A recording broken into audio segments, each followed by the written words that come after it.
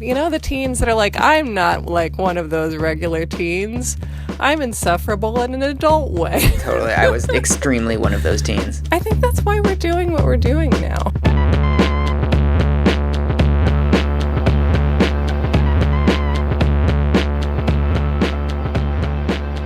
So, welcome to You're Wrong About, the podcast where we circle back to people, places, and things that have been misremembered. I am Michael Hobbs. I'm a reporter for the Huffington Post. And I'm Sarah Marshall, and I'm a writer for BuzzFeed and the New Republic, and also some other places. And Sarah's joining us from a closet this time, also with the flu. Well, I'm getting over a cold, so I hope that I'm at the sweet spot of getting over a cold where you sound just vaguely like Kathleen Turner. So do you want to tell me what you remember about Anita Hill and her legacy? Yeah. So when Clarence Thomas was being confirmed, I guess as the verb, as a Supreme Court justice, Anita Hill, who had previously worked, I believe as a subordinate of him, came forward and accused him of sexual harassment at the time that they had worked together. And this became the aspect of his confirmation hearings that received the most attention. And what I wasn't old enough to notice at the time, but feel like I've observed when I've researched the topic in a background way for other pieces in the past, is that she was really raked over the coals, and that people really didn't seem to understand what sexual harassment was, and that it was one of those events that taught Americans what sexual harassment was, but where the person who made that lesson happen had to really suffer because of it. I mean, I know that he ultimately became a Supreme Court justice, but then I don't know what happened to her life after that. So that's what I feel like I know about it. Yeah, I think the first thing we should do is there are a number of Anita Hill debunkings on the internet, like on YouTube, which has become this cesspool now.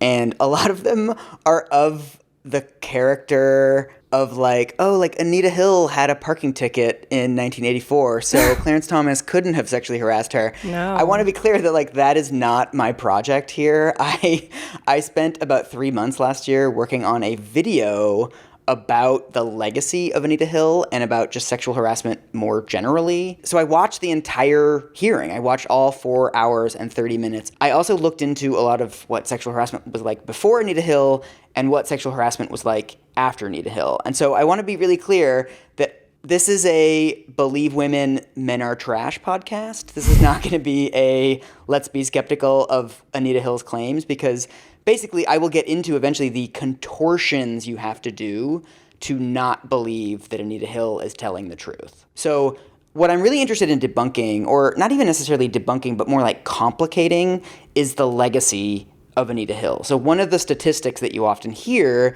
is that before Anita Hill, there were about 7,000 sexual harassment cases filed in the United States every year. 2 years after Anita Hill came forward, there were 18,000 filed. So the number of sexual harassment cases almost tripled almost overnight. And so the legacy of Anita Hill has always been as this kind of breaking point. It's much more complicated than that, and I want to get into the interplay between law and these very prominent figures that we kind of hold up as the symbols of one issue, kind of like we were talking about with the Matthew Shepard episode. Okay, so something that I have always vaguely associated with the case but don't know what the context of it was exactly, and I associate this in my mind with the way people alluded to cigars around Monica Lewinsky in 1998, which was something I also didn't know what it was about for years and years.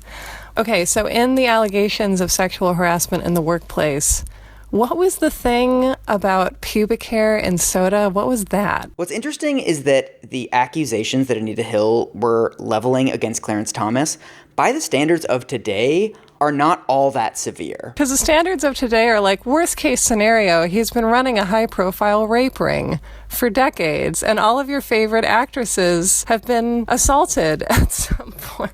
Yeah, so by the standards of today, it's like, you know what? If it wasn't like an episode of SVU, then like, Well, I mean, that's one of the sad things about this is that Harvey Weinstein has now become the yardstick by which everything else gets measured. It's like, oh, it's only like 20% of what Harvey did, or it's only like 60% of what Harvey did. Yeah, it's a milliharvey. So basically the pubic hair and the coke thing was one of the examples that people latched onto as one of the things that Clarence Thomas said to her that is an extremely inappropriate thing to say to somebody at the workplace was, "Is that a pubic hair on my Coke can?"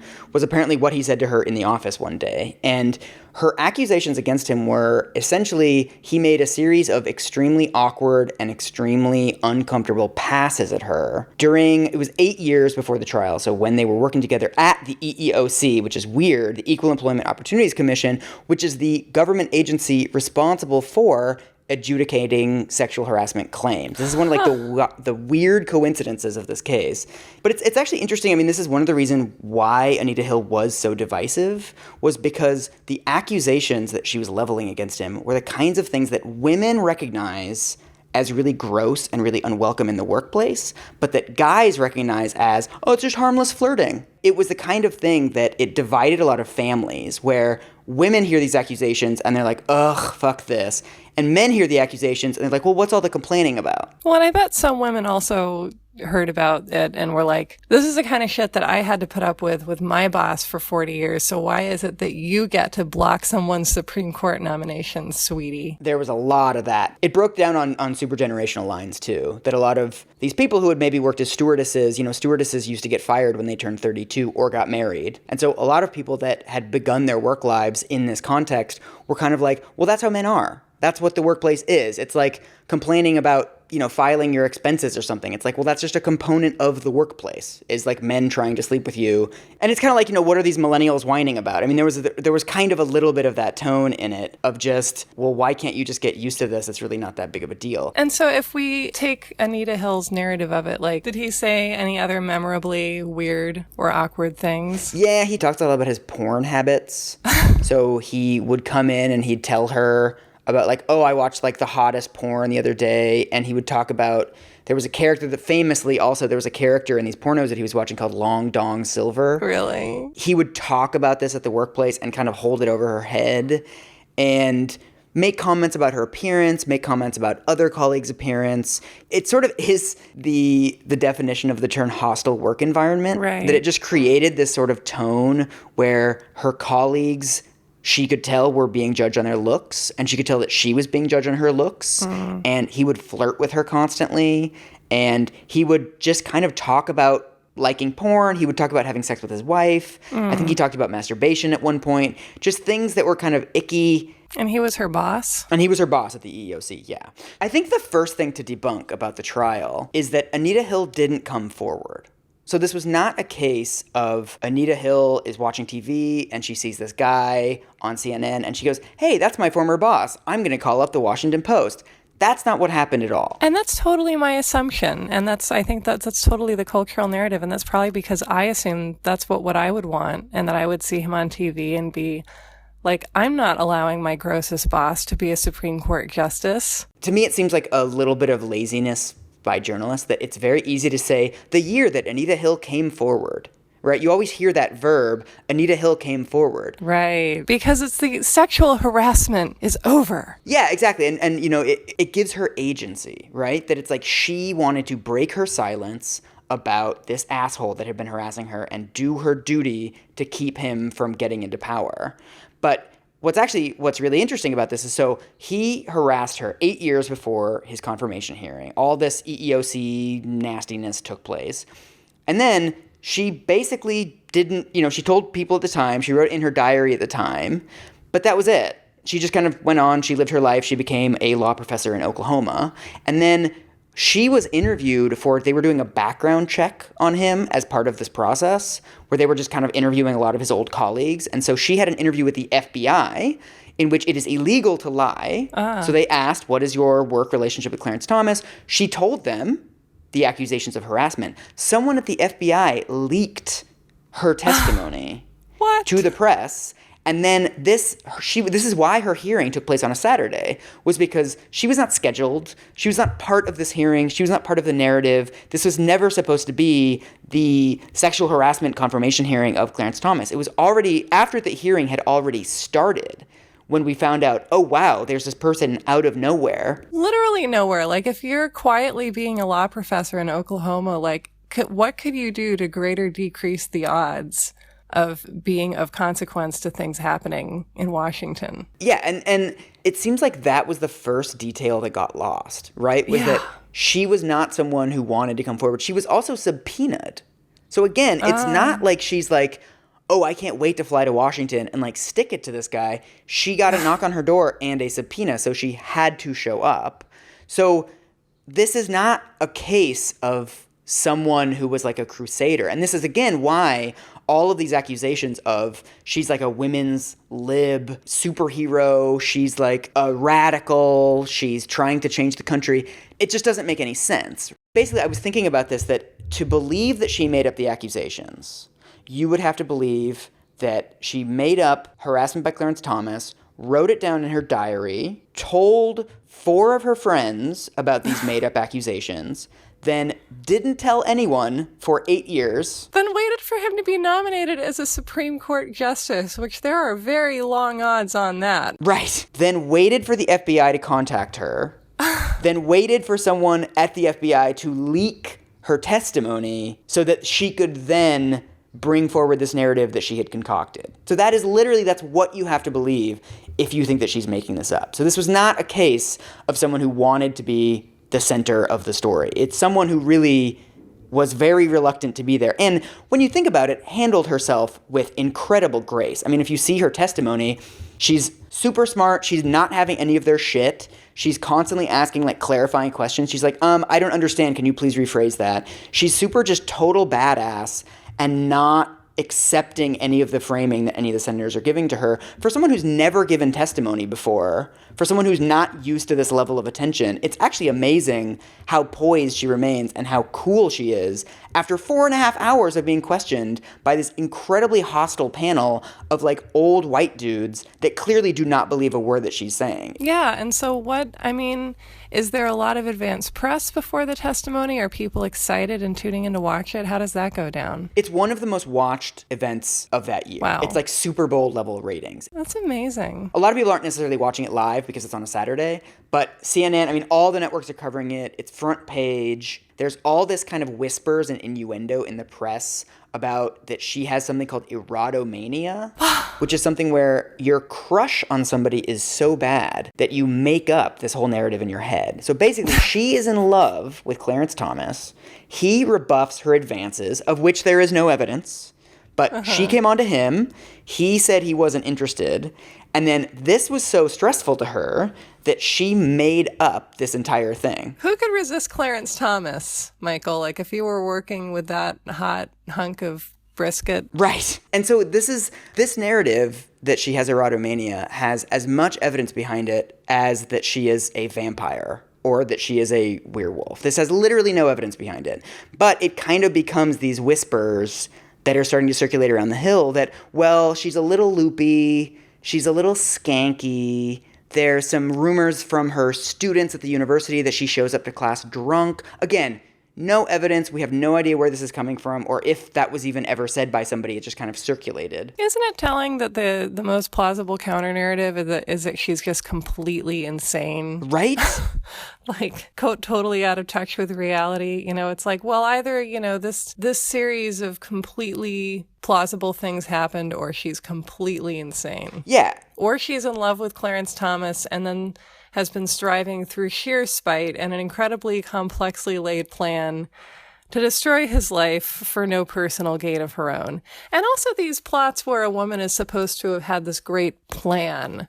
You know, it never works out. Like Tonya Harding was supposed by people to have this arch plan to like sucker everyone and get all this money and win the Olympics. And it's like, well, that really didn't work out if that was the plan that she had, And it's like, oh, we caught them. We caught these women who had these terrible self-serving plans. And you just look at it and you're like, if the American public was smart enough to figure out this diabolical plan, like that suggests that maybe there was never a diabolical genius plan in place. Maybe it's just all some stuff that happened.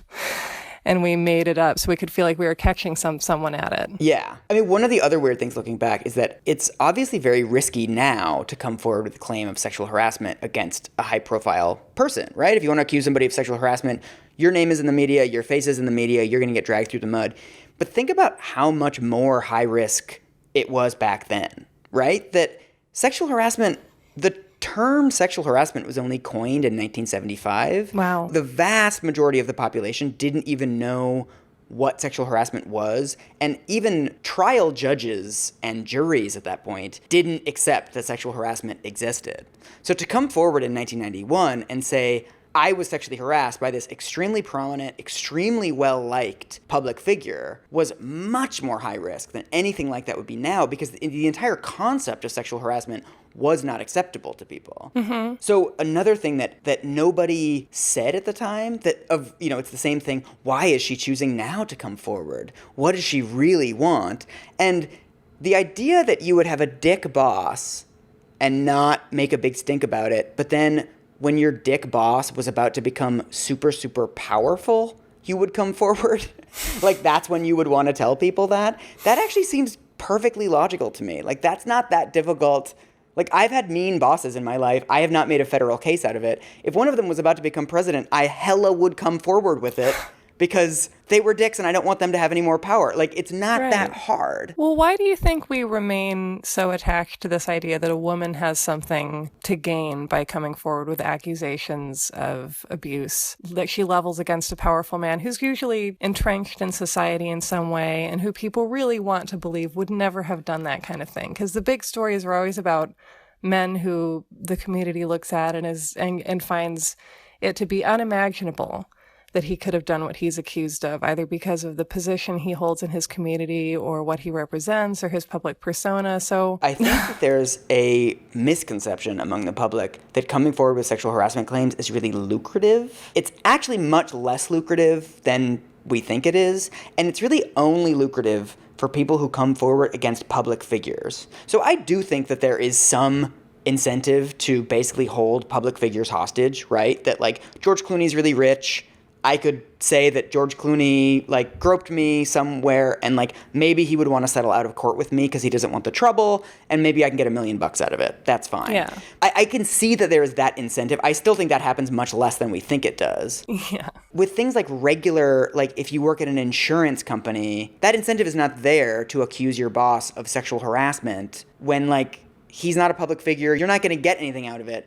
And you're going to get all this negative publicity, and you're going to be known within your field as someone who, quote unquote, makes trouble. Mm-hmm. So the incentives don't make any sense for anybody. And it especially didn't make sense for Anita Hill because, first of all, she didn't come forward, obviously. Secondly, there was never going to be any money involved. And third, the amount of publicity that she was getting, it was like Monica Lewinsky level fame at that time for this essentially random person who was just a quiet lady. Like, she never had stepped out into any public debates. She had never, like, printed op-eds in the local newspaper. Like, she had been super chill. Well, I guess going through and looking at the archival material about this event, how did you see that viewpoint represented? Was it like newscasters saying, some believe that Anita Hill, blah, blah, blah? You know, I mean, how did people communicate that? Well, I was watching the hearing, looking for clips that I could use in this video of mine. So I kind of wanted to find clips of senators being the worst because I wanted to demonstrate just kind of what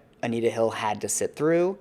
And so I was watching this looking for these clips, and what was interesting was it was actually really hard to find kind of smoking gun clips that showed just how dickish these guys were.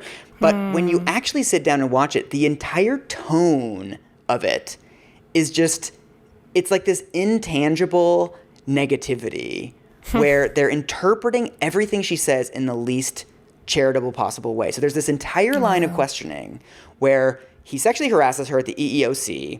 They vaguely stay in touch. He writes her a letter of recommendation at some point. He is in Oklahoma for a conference or something.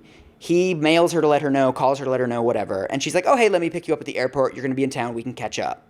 And the senators are like, what? Like, but you said he sexually harassed you. Oh, God. Why would you possibly keep in touch with a man who had sexually harassed you?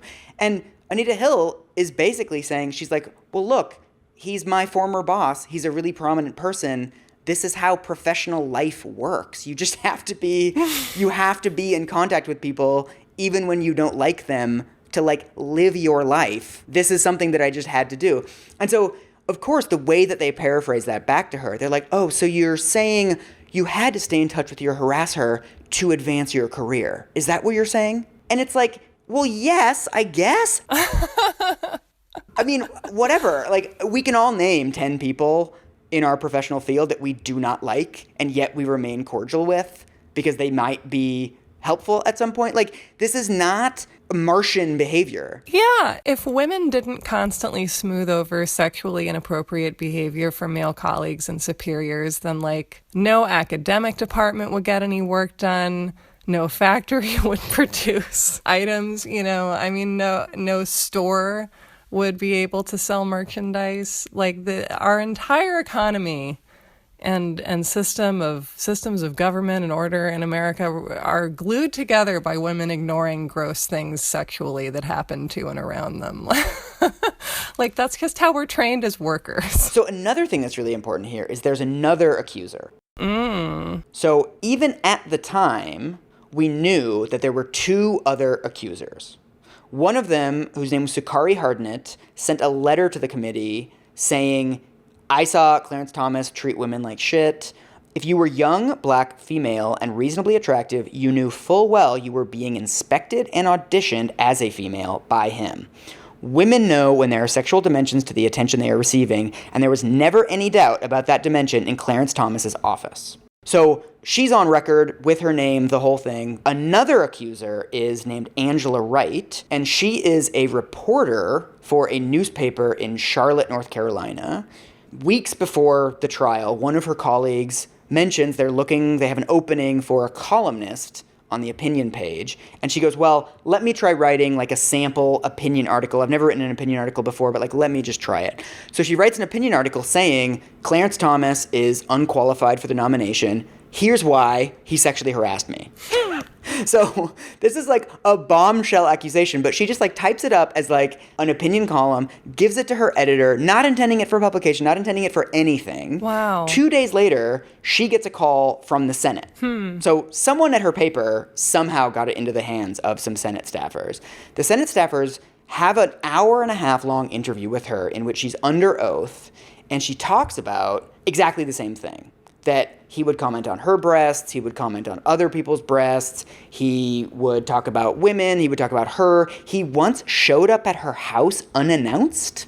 Like, late at night, he just showed up. No. He kept saying, like, oh, soon you'll be dating me. Like, he just made these kind of Donald Trumpian, kind of gross, like, used car salesman remarks. Yeah, or like the old actor in Tootsie who shows up at Dustin Hoffman's apartment and won't stop singing. You know, like, it's just this sad spectacle of grossness. Like, it's not threatening, but you just, if you had to work with that, ooh. It is exactly that sound. It's like, ugh. Like, that's basically, everything she's describing is basically just like, ugh. But what's really interesting about this is, so they take her testimony. They ask her, they're like, are you willing to testify? And she's like, fuck no, I don't want to be a public figure. Like, why would I want to be thrust into the national spotlight? Of course I don't want to testify. Hours later, she gets a subpoena. So she's like, oh, God damn it. So now I really have to testify. So they fly her down to Washington for the hearing, but they never call her. Oh, wow. So she literally sits in an office in the Capitol waiting to be called for the hearing, and she never does. And the reason is basically that she is a complicated person. That she was fired from her previous job at USAID, and when she was fired, she sent a letter to her boss about bad management practices, about the fact that her boss was terrible, about the fact that they were running the department really poorly. And this was back in the memo days, right, before emails. And she, like, CC'd, like, literally carbon copied all these other people in Washington. Is that what CC stands for? I'm having a moment of feeling my age. Yeah, it's a literal carbon copy, yeah. Wow.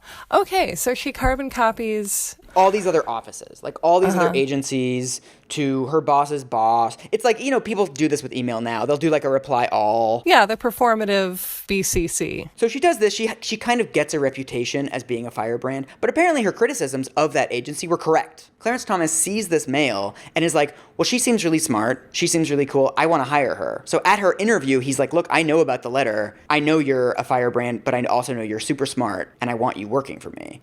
So he hires her. Then, you know, we get all the sexual harassment stuff. Then she gets fired. So this is another reason why the committee doesn't want to call her to testify, is because she's been fired. I read the Senate interview with her, and like, this is another thing to just like, all the people that came forward with sexual harassment claims back then were just such badasses. So the Senate people are like, oh, you got fired by Clarence Thomas. You're saying he sexually harassed you. obviously sexual harassment is the reason you got fired, right? And she's like, no, absolutely not. I was bad at my job. She's like immediately just like insisting. She's like, nope, I was bad. It had nothing to do with sexual harassment. Well, he did hire her because he decided she was a firebrand, so it makes sense that she might be not qualified for exactly that thing. Yeah. I mean, all she says is that she was ineffective. Although what's interesting is that then apparently they contact Clarence Thomas, and he says that he fired her because he caught her using the word faggot. This is another weird, like, wrinkle to this, that, like, Clarence Thomas, who has voted against every gay rights case that has come to the Supreme Court, back then branding himself as, like, a gay rights crusader? That's like, so weird. That to me just seems weird. So what's really interesting is, so the journalist, I read this great profile of Angela Wright from, like, 5 years after the trial. So the journalist who's writing this profile asks Angela Wright about this. They're like, Clarence Thomas says he fired you because you used the word faggot. And she's like, oh, I did use the word faggot. She's like, that's true. She's like, yeah, I was super homophobic back then. But, like, that has nothing to do with my firing. And, like, he's just using that as ammunition. And I don't think he ever heard me use the word faggot. So she's sort of bizarro Mark Furman, just like a cheerful black woman whose slurs had nothing to do with the actual case, and is just like, oh yeah, I did that. Irrelevant. So it was a specific incident in which she called one of her colleagues a faggot. So it was directed at a specific person. So this journalist, I love this, like, kind of journalist. So the journalist somehow tracks down this random employee who, like, 15 years ago may or may not have been called a faggot by Angela Wright. They track him down, and he's like, first of all, Angela Wright is awesome. I believe everything she says. B, I heard her use the word faggot, but never about me. And he's like, and she's fine. I don't really mind. Wow. So, like, that's the level that we're at of, like, complexity now that we're at, where it's like, okay, she did use the word, but not in the actual specific incident that Clarence Thomas referenced. They really fact-checked that. Yeah, like, they really went for it. Like, they really investigated the use of the word faggot in, like, 1986 or whatever. But all this complication is basically the reason why the Democrats did not call Angela Wright and left her sitting in an office for like 16 hours waiting to get called, is because they knew that the Republicans were going to bring all this stuff up. That if they put her on the stand as a credible witness, that then the Republican smear machine would go into hyperdrive and all of this stuff would come out and this would be litigated in public. Why was she fired and what was the letter? And to me, this whole thing is an example of capitulation. All of the accusations against Angela Wright, and she points this out in her testimony. She's a hella smart lady. She knows that she would be a quote-unquote bad witness. So she's like, look, I know all this stuff is going to come out if I'm on the stand. Like, I know I'm a somewhat controversial figure among people that I've worked with, and I know that the Republicans are going to use that. And so the Democrats basically cave. They don't want to have the fight. They know that these accusations against her, which, when you think about it, are pretty specious. Either Clarence Thomas sexually harassed her or he didn't. Whether she used the word faggot has nothing to do with that. Whether she wrote a letter to her previous boss has nothing to do with that. And neither one of them dispute that her firing had nothing to do with sexual harassment. So it really doesn't have any bearing on her testimony, and yet they know that the way that politics was beginning to work at that time was that they would have had to have this fight in public. Well, and it seems like you tend to end up with one totemic figure. I mean, there was a case that was advancing toward the Supreme Court at the same time as Roe v. Wade, and Roe v. Wade just got there faster, and that's why Norma McCorvey and Sarah Waddington are the women who are iconically tied forever to that Supreme Court victory. But that's arbitrary, and that was timing. So it feels like there was some knowledge that they had to get like the best one, the best accuser.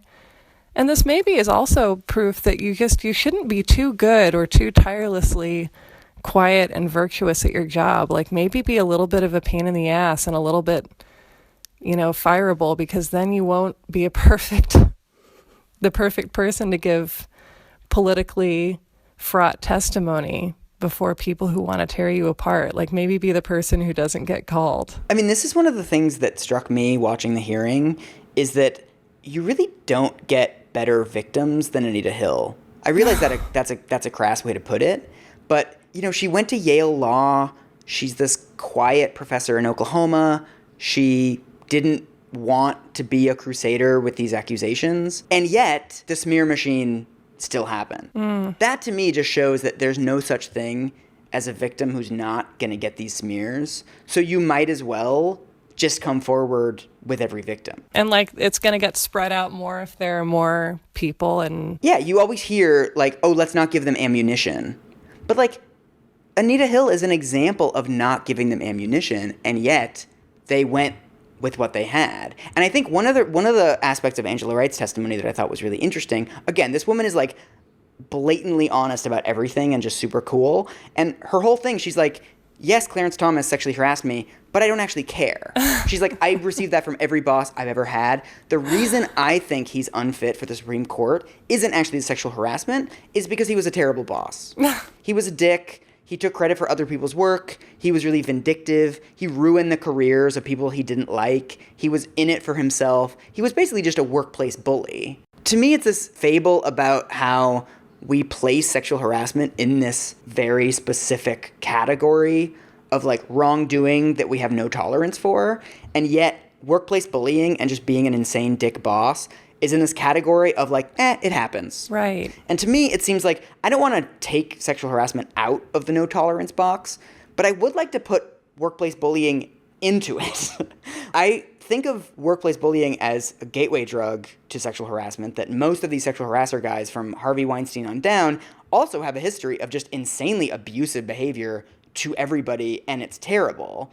And then it manifests itself partly as sexual harassment. It's basically just a dehumanization of women especially, but of everybody around you at work. Yeah. To me, it's really compelling that she makes all of these also substantiated accusations about him being terrible, and like nobody cares about them. They have disappeared into the winds of time. That's true. Another reason why those are really relevant is because why did Anita Hill pick him up at the airport? Because if she didn't, he would ruin her career. Yeah. We know from Angela Wright that he has a history of ruining the careers of people that he doesn't like. When people get on his bad side, he's really vindictive. So that is exactly the reason why you would have some sort of testimony from Angela Wright at the committee hearing, so that she can say, yeah, if Anita Hill had come forward with these accusations 8 years earlier, he would have ruined her career. She never would have gotten a letter of recommendation for him. So of course she had to be nice to him. It's actually bolsters her case of why she had to be nice to this dickhead and pick him up at the airport.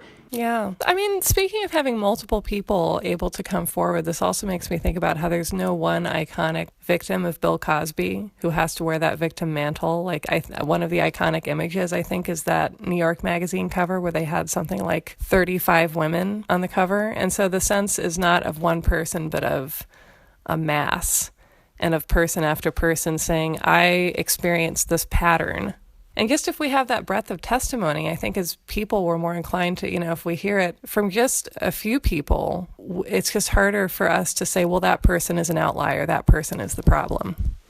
Yeah, exactly. I mean, we have the testimony of Clarence Thomas's girlfriend at the time, who also says he used to come home and talk about the women at work all the time. And he was just kind of a sleazeball. So we really have evidence of a pattern, whereas at the time, all we had was an isolated incident. And it really was seen as an isolated incident, and that made it so much easier to smear Anita Hill, because not only are her accusations not super Harvey-ish, not super severe, but she's also the only one making them. So how does Anita Hill get smeared? What does that look like? Oh my God, this is like the most frustrating and obnoxious aspect of this whole case, because I'm always obsessed with like the media thing. So there's a journalist for the American Spectator called David Brock. I can tell that you just love him and you think he's great. I know, from my just like growling his name. So he writes an article for the American Spectator called, I believe, The Real Anita Hill, in which he prints a bunch of sort of hearsay, whatever. It's very machine politics. It's very just like, let's take everything we have that makes this woman look bad and let's throw it at the wall and see what sticks.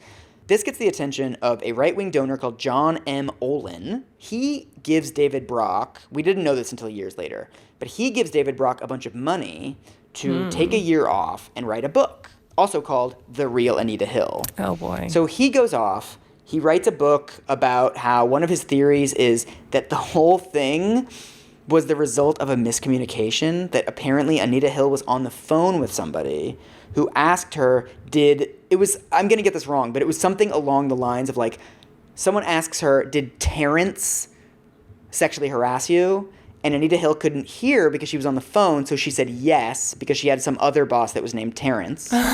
And then, according to David Brock, it was like, ooh, but by the time anyone realized that she had misspoken, it was too late.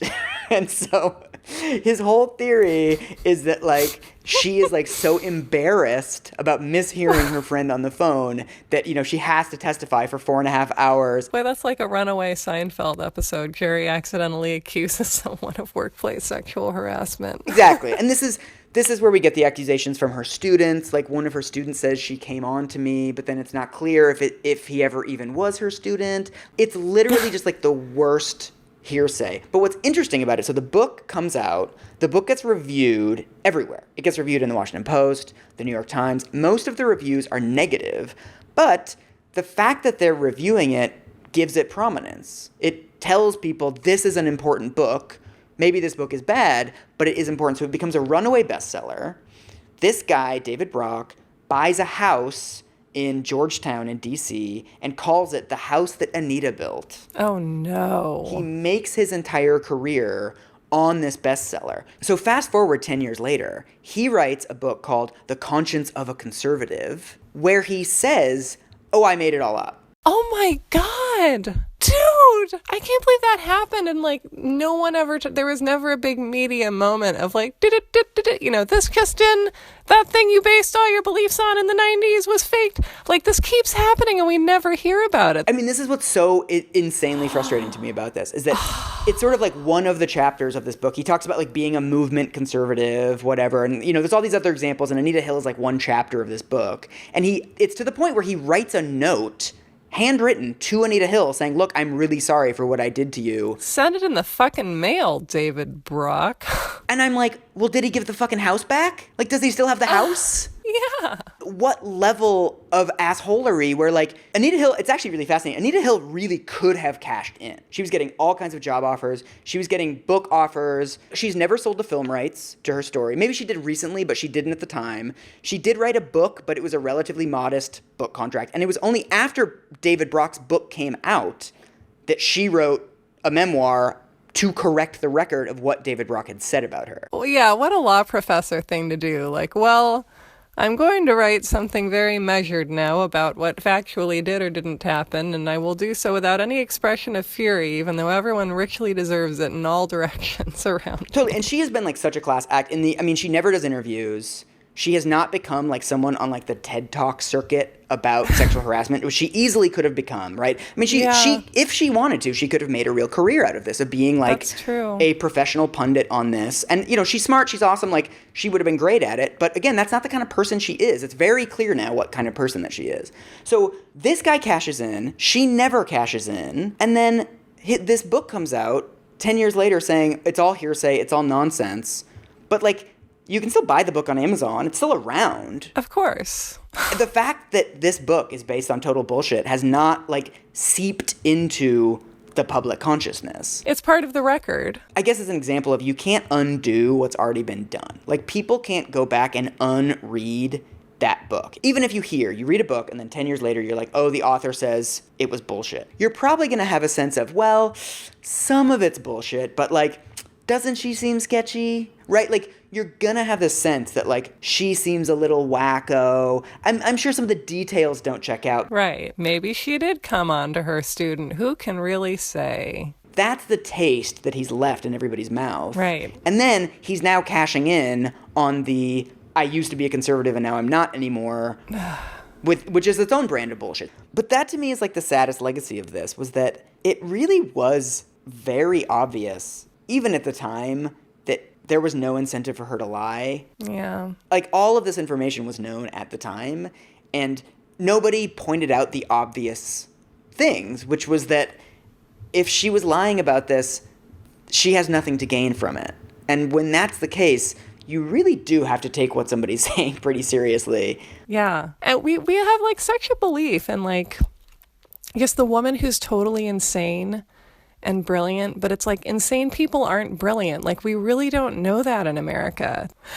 And it also seems relevant that this is a situation where, I mean, was this really also just the Democrats were, weren't they just trying to block a political Supreme Court justice nominee, and we're just scrabbling around for stuff, and we're like, Anita Hill, let's throw her under the bus.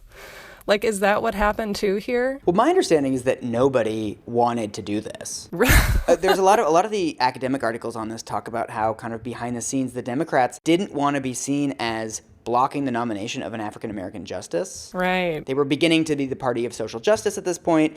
They didn't want to drag this out. And so that's the weird thing about the whole Anita Hill hearing, is that they wanted this to be a quick confirmation hearing. It was kind of already a done deal. And yet, because it came out in the press, so the press was printing these FBI leaked transcripts. And so the Democrats were under all this pressure to, well, I guess we have to call her now. I guess we have to hear from her. But they did it in this like half-hearted way where they didn't really want it to derail. I mean, this is another sort of conspiracy theory explanation for why they didn't call Angela Wright, is because that's just going to drag it out. It's going to bring it on longer. It's going to alienate African-American voters. Who are already pretty fucking alienated in 1991. And so the Democrats basically made this calculation. They were like, well, look, the press is pressuring us. We have to hear from her. But we don't actually want to investigate this too much, and we don't want to get at the scope of this.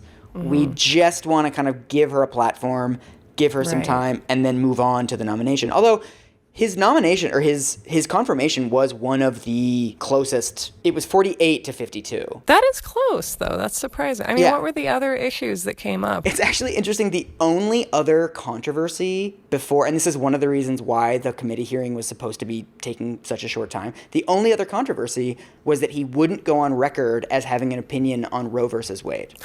So this was like the beginning of this template where every justice in their confirmation hearing just pretends to be a blank slate. They're like, oh, Roe versus Wade, I don't know that one. I never thought about that one. When was that? 73? That was like literally his argument. He's like, well, I haven't looked into it. I haven't formulated an opinion on it. Oh. He's a master. They're all masters at this point. They know exactly what you have to say. You can't say yes. You can't say no. Like, he was doing this tactic. That was the controversy before all this, right? Like, It was pretty boring. The rest of the country was, like, not really tuned into this. Great week for women. Yeah. So to me, the most debunkable element of this is the legacy of Anita Hill, where we talk a lot about the way that in the years after Anita Hill came forward, sorry, I just said came forward. Yeah, the years after she was pushed forward or dragged forward or forced to walk the plank.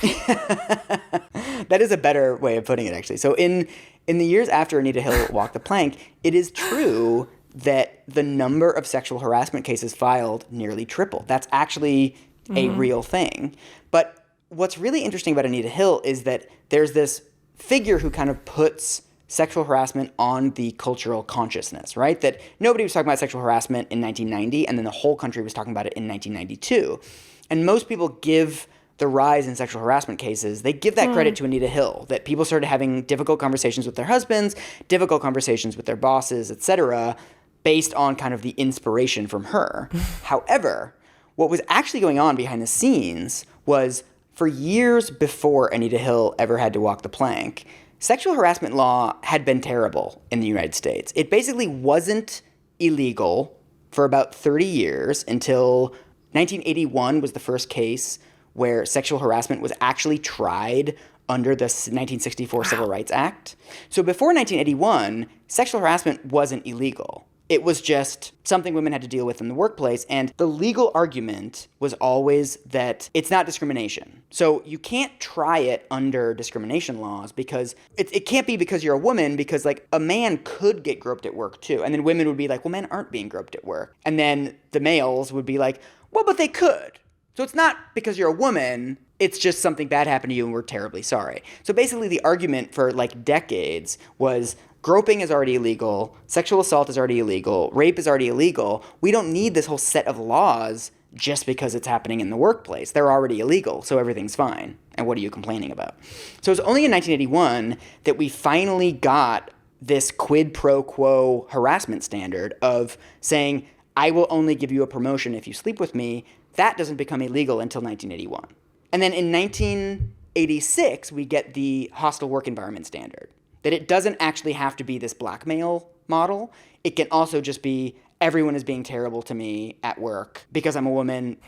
And then have we had any advances in the kinds of sexual harassment that are illegal since then in the workplace federally? Well, this is what happens with Anita Hill, is that basically there's drip, drip, drip of cases. And eventually somebody's going to have to make a movie about this, because all of these early cases in the 70s and 80s are all low-income women of color. It's case after case of like women who are bank tellers and truck drivers, and one of them is a prison guard. These are women who are not privileged and women who are coming forward at intense personal cost, right? So many of these cases make it to the Supreme Court. Many of these make it to circuit courts. It's huge risk. And so there's this kind of drip, drip, drip of legal developments. But the law, the actual law that they're trying these cases under, the court keeps interpreting the law in better and better ways. But the law itself just like sucks ass. So the 1964 Civil Rights Act, women are not entitled to jury trials. So all of the cases that are being decided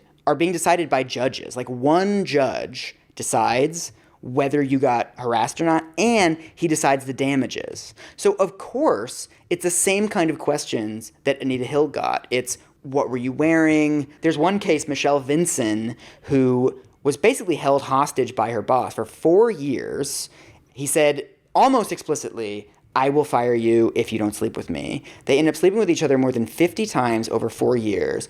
And at the first trial, when she finally files suit, the judge is like, well, why did you sleep with him? I don't understand. Like, if you didn't like it, why did you sleep with him then? They just don't understand. So it's like someone asking you to explain the entire experience of coercion to them, but they're not actually giving you enough time. Exactly. You know, it's mostly male lawyers. It's all male judges. So one of the big fights is over jury trials and trying to get juries involved in the sexual harassment process. But then another problem is damages. So the most insane thing to me, and I like had to call lawyers to like confirm this, was that before 1991, there was no such thing as punitive damages or compensatory damages for victims of sexual harassment. So if the sexual harassment was so bad that you quit your job, you would get compensated for that. So you would get back pay. But if you didn't quit your job, there's nothing to compensate you for because there's been no damage. You can't sue for emotional pain and suffering, and you can't sue for punitive damages. There's no such thing as either of these things. So there's literally cases where judges find miraculously in favor of defendants and give them nothing. They're like, well, you didn't quit. Right. They're like, so you choose literally being able to feed your family over being subjected to traumatic and degrading conditions at work. Sorry. That's amazing. Right. That's terrible. So basically, there's these legal cases that are like making the conditions better. Like we finally have the hostile work environment standard. We finally have companies can be held liable. We finally have quid pro quo harassment. But the law that all of these are being tried under like just sucks. It's like super deficient. So after the creation of the hostile work environment standard in 1986, the National Organization of Women, all these other feminist groups, do like a 5-year campaign to lawmakers to be like, guys, we need an actual law on this. Like the 1964 Civil Rights Act was not designed for sexual harassment. It wasn't even designed for sex discrimination. It was primarily a racial redress law, and sex got literally thrown into it in the middle of the night, basically, like right before it was passed. So the law isn't fit for purpose. So there's this 5-year campaign by feminists to actually create a law that would allow women to get jury trials, allow women to get punitive damages. They hold congressional hearings. They do these letter writing campaigns where like you write a letter to your congressman and you write a letter to 2 of your friends telling them to write to their congressman. There's all this like pressure, super behind the scenes. Like there's not like public billboards and stuff. It's like all this like using the levers of Washington to try to get this stuff passed. So in 1990, there's an update of the Civil Rights Act, which has all this stuff in it. It has punitive damages. It has jury trials. It's a huge improvement. And it passes the House. It passes the Senate. George H.W. Bush vetoes it. Wow. Because sexual harassment isn't really on the agenda. Like, he can quietly veto this law, and, like, no one cares because nobody really knows what sexual harassment is. It's this, like, weird fake thing, and he's just like, no, we're not going to do it. Like, no, there's no headlines. Like, no one really notices that this law dies. So he's just passing legislation on something nobody actually cares about that much. Exactly. So they're not under any pressure. They can do this quietly. It's not a big deal. Then Anita Hill happens. So what's really interesting is this law gets written and negotiated, passed, then it dies. It's kind of bouncing back and forth, and they try renaming it and passing it again, and nothing works.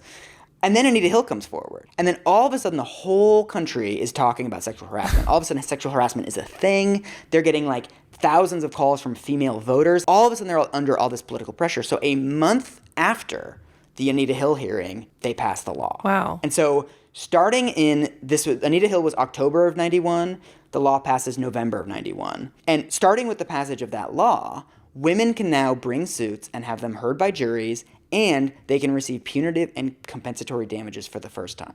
So this is my thing with the slightly more complicated version of the Anita Hill story, is that it is clearly true that women were inspired by Anita Hill. How could you not be? The society is finally admitting that what Clarence Thomas was doing, the kind of behavior that women had to experience in the workplace, was wrong. But without all of these supporting institutions and procedures behind it, all of those cases would have just been thrown out, or they wouldn't have gotten any compensation. They wouldn't have been heard by juries. None of those cases would have gone forward without the laws that supported the cultural shift. For any social change to happen, you can't have these turning points. You need to have turning points backed up by actual laws, especially procedural things that make it easier. And it feels like an Anita Hill figure is someone who maybe comes in at a moment when there's all of this momentum and all of this accrued change over, legally taking place over decades at this point. And we're right on the cusp of another significant push, and we need someone to galvanize the public and make us be like, okay, one last step, we're doing some horrible CrossFit thing, and it's one more for Anita. Because I actually remember Sarah Weddington talking in her memoir. She has this very charming little description talking about watching those hearings and how, to her, Anita Hill looked alone and without a champion. And it seems like that's the impression that she made on people. And it seems like that's another thing we took away from it, and that's in keeping with the fact that she didn't go up there on purpose, that this is what sexual harassment does to women. Not only do you have to have a hostile work environment, but then there's that spectacle that I can imagine galvanized American women of, being questioned by a panel of old white men who just literally do not understand what you're talking about because they've never been in they've been in coercive work environments, but they haven't been the one who's being coerced all the time. I mean, to me, I always think of, watching that footage, how power is always invisible to the people who have it. You never think, maybe the reasons why my former colleague is picking me up at the airport are complex. Maybe it isn't that she loves me unconditionally. Maybe it isn't that she thinks I'm charming and witty. It's difficult for people, especially in power, to admit that or to come to grips with that and really internalize it, where you're realizing that maybe people aren't nice to you because you're so charming. Maybe they're not laughing at your jokes because they're hilarious. It's stressful to admit that, and your entire psychology is set up to prevent you from realizing that. Yeah, and that need to believe that your just random whims and the things that it occurs to you to say to a subordinate, the ways that you make a pass at a woman. I mean, of course your psyche would protect itself from realizing that that can be an absolutely terrorizing force in someone's life. And it's weird because I feel like a lot of the rhetoric around workplace sexual harassment and sort of abuse of these power dynamics is this idea that the abuser loves to use their power over the victim. And it's sometimes they do, but I think sometimes people just abuse their power without seeing themselves as being particularly powerful. It's like people that flirt with waitresses. It is like that. Those goobers that are like, oh, she likes me, man. And you're like, do you really not understand that she's obligated to be nice to you? Is that really not something that you perceive? Those people baffle me. Isn't it? It's, again, a very straight male thing. And this is true just of what America is, that if you're a straight white man in America, you can live your entire life with only one persona. Because if you're anybody else, I think that you have to kind of dabble in persona a little bit. And constantly aware of how you're being perceived by others. I feel like as a gay guy, I think about that constantly, and much more than my straight friends do, of kind of how am I seeming right now? Am I dressed appropriately? Am I acting appropriately? You're always kind of watching yourself from outside. One of the really sad legacies of the Anita Hill hearing, and this isn't obviously her fault, but the way that she was framed as a kind of he said, she said situation is this idea, this extremely pernicious idea that, you can't even tell a female colleague that she looks nice anymore. Or you can't even hug a female colleague if she's having a bad day because she's then going to sue you for sexual harassment. When you look at the sexual harassment laws, it's really depressing. So I was saying before Anita Hill, there were about 7,000 cases filed a year. And then after Anita Hill, it went up to around 18,000. You know how many cases are filed now? 7,000. Yeah. Wow. So did we just have a temporary bounce and then it went back to pre-Anita numbers? So what happened, basically we had this huge spike for Anita, and then every year since, I think it's like 2001, fewer and fewer and fewer cases. Just like drip, drip, drip, fewer cases.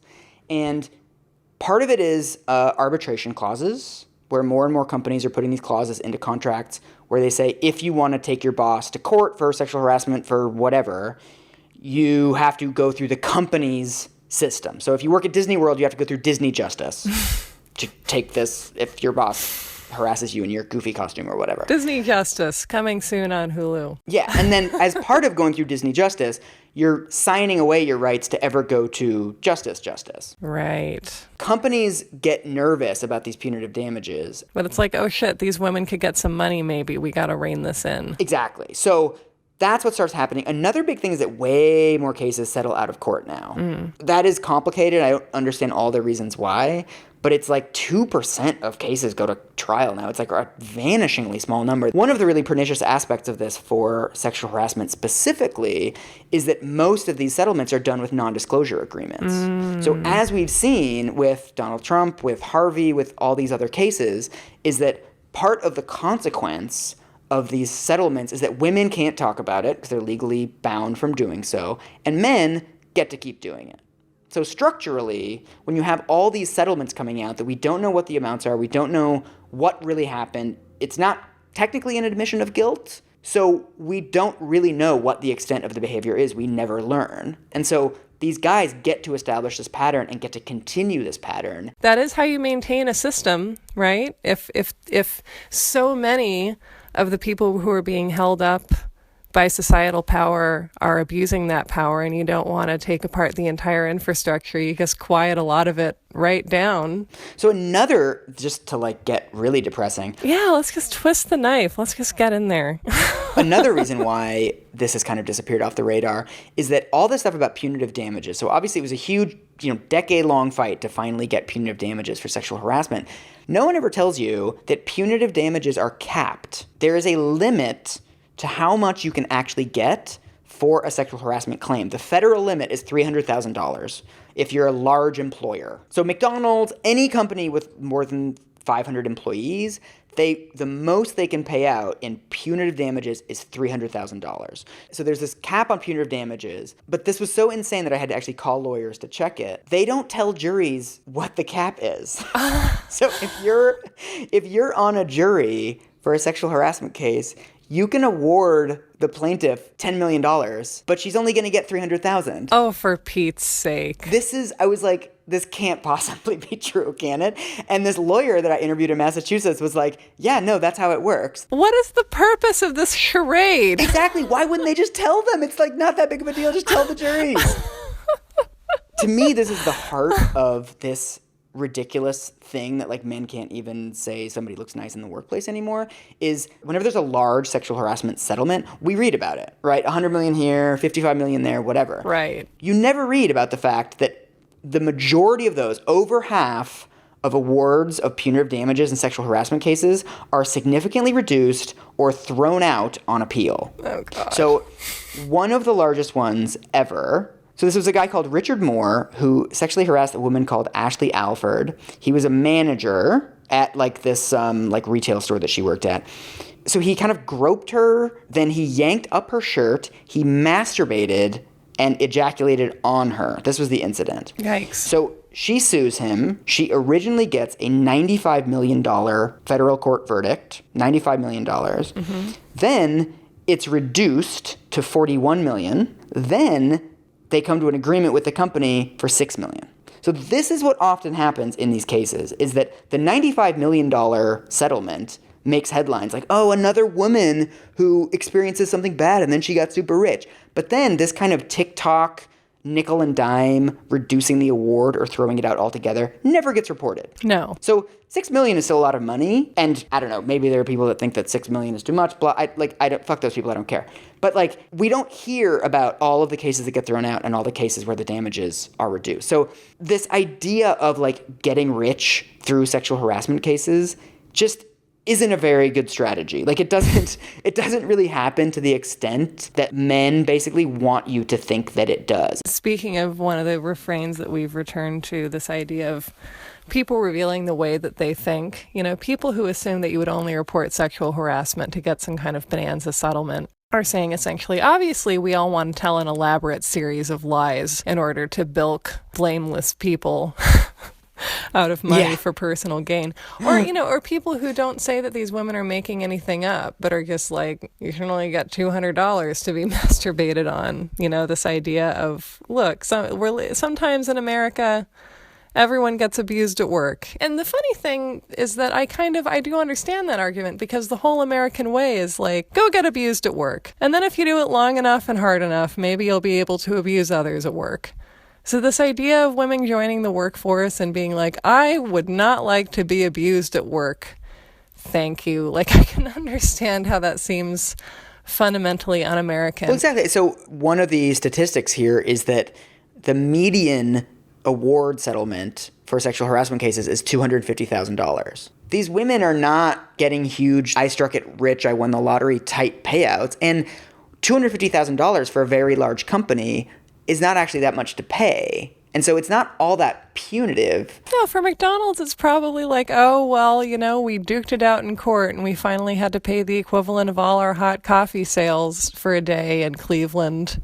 Still cheaper than training people not to harass anyone. I mean, the case that I always think of, the case that like was the most chilling to me was earlier this year, Garrison Keillor, you know, the guy, radio host. Oh, yes. I was raised by boomers. Yes, exactly. I know. We listened to those on all of our road trips growing up. When he got Metoo'd, he was like let go from Minnesota Public Radio. They do it quietly. They're like, due to a complaint against Mr. Keillor, we've asked him to leave. Sincerely yours, Minnesota Public Radio. I mean, literally, it was like very classy. It was like, we're going to keep all this private, whatever. So then he issues a statement a couple days later where he's like, look, you can't even do anything in America anymore. What really happened was I was with a female colleague. I considered her a friend. We worked together for ages.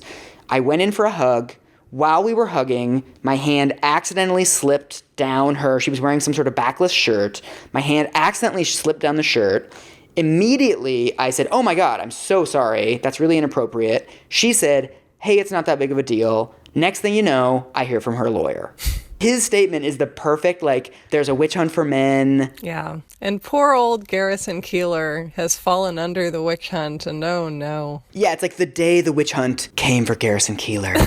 And I love the detail that she was wearing a backless shirt. Yeah. Right? Because then immediately you're like, why was she wearing a backless shirt at work? Like, that seems a little inappropriate. Wasn't she a little bit... Don't stand so close to me, young backless shirt woman. Yeah. He, of course, looks like the saint in this situation because the only person we're hearing from is him. We haven't heard anything from the company. She is not named. We do not know anything about her. Then, like a month later, because poor Minnesota Public Radio is getting so many comments on their Facebook page and nasty emails and whatever about firing him over this witch hunt, they release the information that actually there was a female colleague of his. She filed a complaint against him. They hired an independent legal team to investigate the claim. So there was due process. This is not like they heard a complaint and reacted. There was a 3-month independent investigation that found an 18-month like campaign of harassment. Like, I'm gonna get the details wrong, but it was like he showed up at her house, he was writing her disgusting emails, he was fucking with her boyfriend. And so this entire narrative of it's all just a big misunderstanding and I was doing my best, but she overreacted, it feels to me like this is something that is made up by men who get caught. Yeah. The first thing you do when you get caught is you make it seem like a big misunderstanding, right? You're like, oh, I wasn't shoplifting. I had something in my hand and then somebody called and I had to run outside. You strategically admit to something smaller because then it seems like you're being honest because you're like, look, I'm admitting to this thing I did. It's quite embarrassing. Don't I have egg on my face? Again, I think it's really important to understand that the only two forms of sexual harassment that are illegal are quid pro quo harassment, have sex with me or else you're fired, and hostile work environment standard. And hostile work environment is very difficult to prove. It basically means that there is something happening at work that is so bad that it interferes with you doing your job and it makes you, as a woman, wildly uncomfortable. And to prove a hostile work environment standard, you have to show that you've made the complaint to the higher ups at management and nothing was done. So there is no way that the scenario that Garrison Keillor describes could ever have been a legal case, right? I don't know how lawyers work, but if a woman came to a lawyer and said, a guy accidentally put his hand down my shirt, then apologized, I don't think very many lawyers would actually take that case because that's not a hostile work environment. I didn't know that. And I think that that's something that it's a very basic point that a lot of Americans don't know, where it's just you're not going to destroy someone's career over, an allegation that they did a single thing. It's who they are. There's been cases where isolated incidents have gone to trial and they've been struck down. So more than half of the cases of sexual harassment filed every year are thrown out. And of course, we never hear about those cases. This is an obvious point. But what courts have said is, quote, the conduct complained of must illegally poison the atmosphere from the viewpoint of a reasonable victim. A reasonable victim. This is a controversial thing. There's something called the reasonable woman standard. Wow. This is how you define the hostile work environment standard. And this is actually useful in that if there's one person who's super, super, super sensitive and was like, you wearing your perfume today is sexual harassment to me, that's not reasonable. So again, right. This stereotype of somebody who's being hypersensitive at the workplace, courts have already ruled that if it's a specious claim, then it's a specious claim. It has to be a reasonable person would consider this to be something that's poisoning the environment. Like the evidence that there's a witch hunt against men, there just isn't any. I am sure that on planet Earth, someone has brought specious claims of sexual harassment. I'm sure that on planet Earth, companies have fired people kind of preemptively to try to avoid a specious lawsuit. The culture has shifted. The needle has become slightly more sensitive to sexual harassment. I don't think it's anywhere near being oversensitive to sexual harassment. No, isn't it just the best way to try and preemptively end a culture becoming more receptive to something by saying, we are too receptive already. Like we're already witch hunting and having all this PC stuff and it's too much backlash. Yeah, exactly. I mean, yeah, and it's just it's also funny to think about men saying like, won't it be terrible if we're living in an America where men have to be incredibly careful all the time about everything they do at work because their least behavior or statement could be misconstrued in a way that would ruin their career and discredit them in the eyes of their colleagues. And it's like, yeah, what does that sound like? Like, are you just afraid of working as women? Like I said with Anita Hill, you've got this cultural shift. It leads to all these policy changes underneath it. And right now, we've got all of this Metoo stuff happening against high-profile, very, very visible men. But I don't know if we muster policies behind that anymore.